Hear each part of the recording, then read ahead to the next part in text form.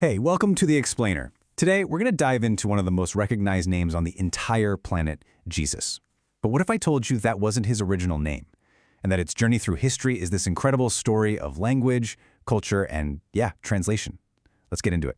So, let's just get right to the big question. The historical figure we all know as Jesus. Was he actually named Jesus?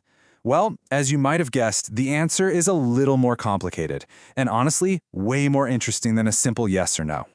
The short answer, nope. See, back in his time, in the Hebrew and Aramaic that everyone was speaking, his name was actually pronounced Yeshua. And get this, it was a super common name back then, kind of like a nickname or a shorter version of the more formal name Yehoshua. And you know, that original name, it's packed with a really powerful meaning. Yehoshua literally translates to Yahweh is salvation. In that culture, a name wasn't just some random label. It was a declaration of your purpose, and it was believed to capture the very essence of your mission in life. Okay, so if his name was Yehoshua, how in the world did we end up with Jesus?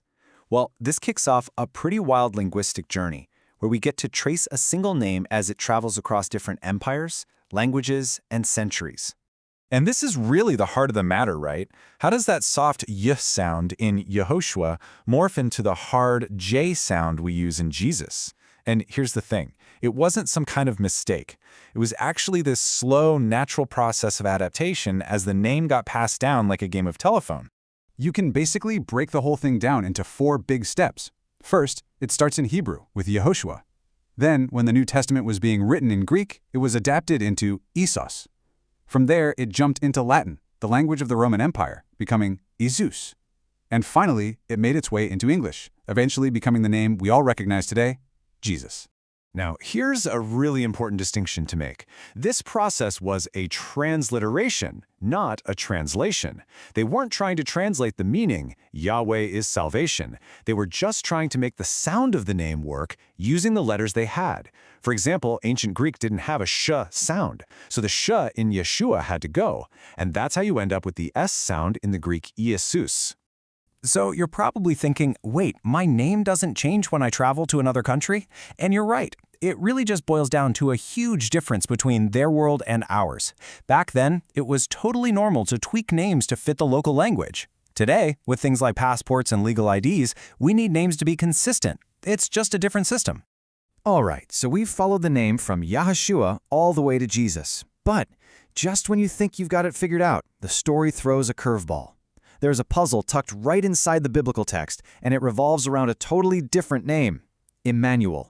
So in the Gospel of Matthew, you've got this really famous prophecy, and it says clear as day that the Son will be called Emmanuel. That seems pretty straightforward, right? I mean, it sounds like a direct instruction. But then, and I mean literally 2 verses later, what happens? The text says, Joseph did what the angel commanded and named the child Jesus.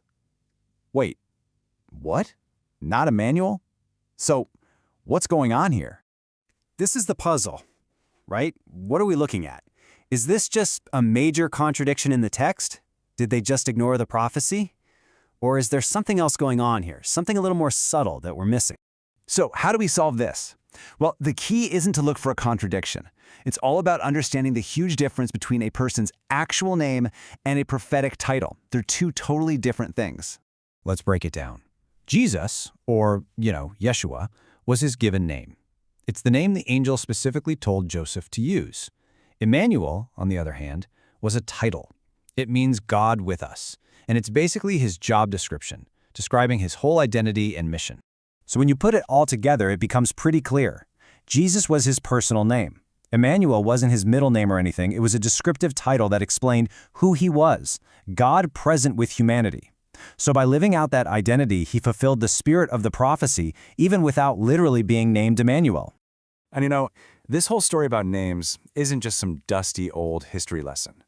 The question of which name to use is still very much alive today, and you can see that really clearly in a group called the Sacred Name Movement.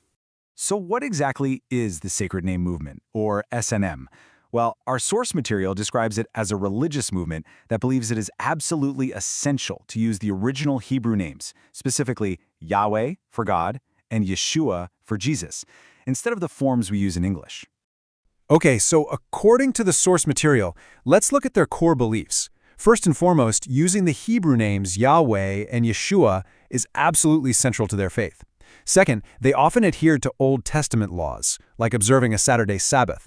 And third, and this is a big point of difference, they generally reject the doctrine of the Trinity, which is a cornerstone of mainstream Christianity.